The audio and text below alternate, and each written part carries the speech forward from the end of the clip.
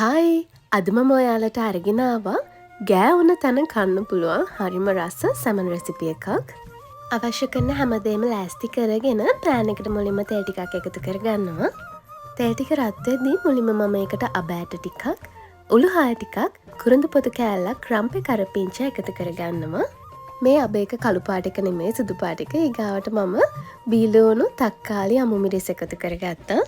මට මුලින්ම සුදුලුණු ටික තෙම්පරාදුවට එකතු කරන්න බැරි වුණා. කොහොම හරි මම මේ වෙලාවේ තෙම්පරාදුවට එකතු කරගත්තා. ඊට පස්සේ ඒක හොඳට තෙම්පරාදු සුවඳ එනකොට ආයෙ බීලුණු ටික කලවම් කරලා ඒකට ලුණු කුඩු, රසානුව, කෑලි මිරිස්, ඒත් එක්කලම ගම්මිරිස් කුඩු, කහ කුඩු එකතු කරගන්නවා. අනිවාර්යෙන් සමන් එකට ගම්මිරිස් එකතු කරගන්න ඕනේ. එතකොට තමයි සමන් එකේ රස එන්නේ.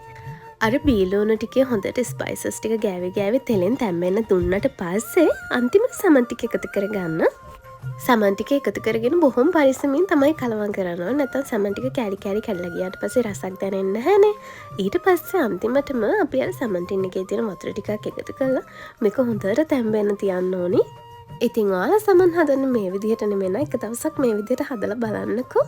මේකත් එක්කලා විතරක් බත් කන්න පුළුවන්. ගොඩාක් රසයි. එහෙනම් මම ගිහින් එන්නම්. බයි.